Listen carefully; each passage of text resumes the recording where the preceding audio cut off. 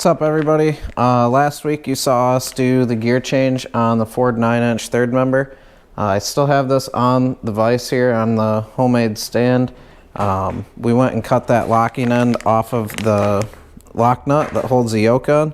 So this episode I'm gonna put the new one on, take this third member over to storage where I have my truck, and get this third member put back in the housing.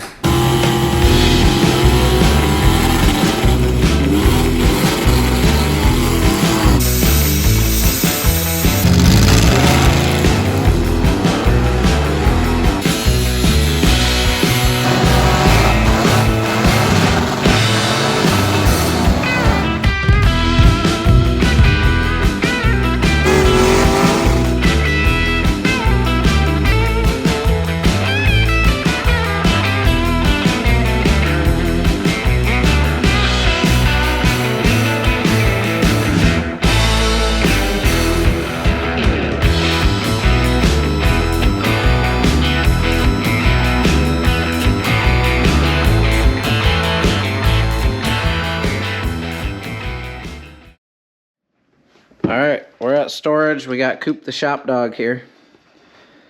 Here's the truck in case everybody forgot what it looks like. This is where we left off last time. Just a gutted housing. Cooper's checking it out too. It's really windy outside. It's really cold in this garage, so we're going to try to get it done nice and fast today. We got the third member in here. Got everything ready to go. We're going to get this stuff bolting back together. Alright, here we are. We're back at it. Under Loud and Ugly. We got a 529 gear on this third member. Gonna slip it into the housing right now. Well, I say slip it in, but it's really not super light, so we'll see how we do here.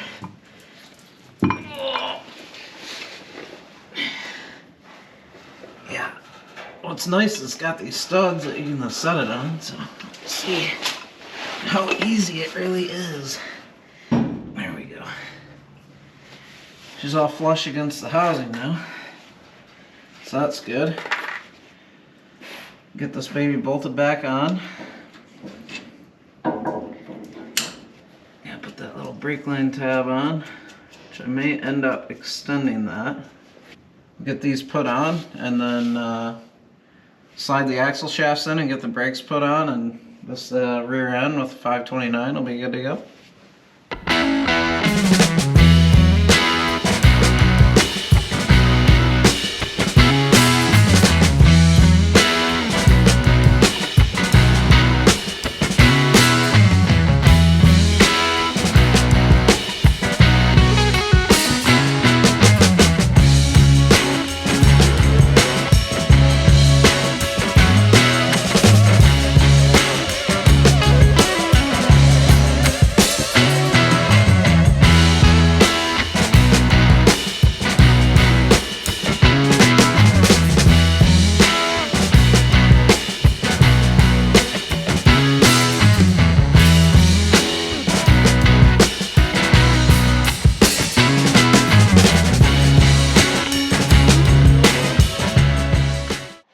So now that we got one of the axle shafts in, one of the brake calipers mounted up with the disc on there, I just thumbed the lug nuts on because I've got my wheels and tires I'm not going to put back on. I'm going to do a taller, narrower slick to give the truck a little bit different look, and I'm also going to drop the coilovers down to the middle setting. I have them at the highest setting right now. I thought I wanted to try out having the truck set up higher, but I really do like that gasser look. So I'm going to go back to the way it used to look with the back sagging a little bit more, give it that real nostalgic gasser look, and then we're going to do the taller, skinnier slick with the bigger gear change, because now it's going to be spinning these tires a little bit faster. I just want to put a little bit bigger tire on there as well to make up for some RPM differences and things like that.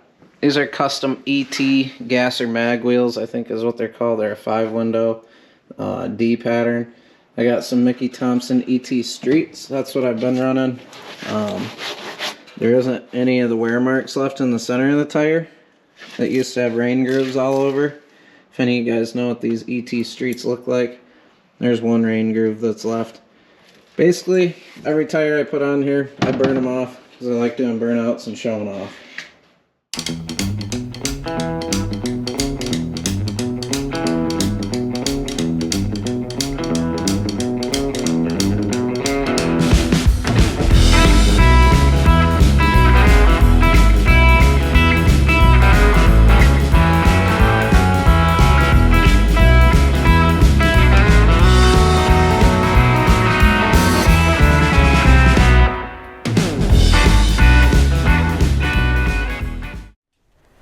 So I know that the past 2 episodes have been kind of boring, kind of short as well. Just trying to get some things buttoned up between working on Cal's 56 Chevy. We got a few parts on order for that so that we can continue the engine build and get that fired up on the engine stand for everybody. And then in between, I had a little bit of side cash. I was able to finish up getting the rear end re-geared to the 529. Now I'm going to get some tires for it so I can get that all back together. I got the 5000 stall that's going to be going in that trans, and then the motor. I'm going to do an episode on pulling that down so we can assess the damage that I did when I let it overheat like a rookie. Don't do that. Costs a lot of money, a lot of time, a lot of heartache. Still busting myself up about that. But that being said, I got big plans for it. With the new gear and everything, we're going to build up a nasty little motor for it out of the small block that I already have with some of the parts that I've accumulated.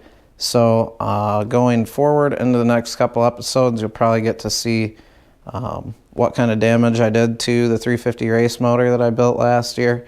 And then I'm going to be taking that down to Cleveland to Dean Gellner, who's going to be doing the machine work and building that motor for me so we can get it back in here.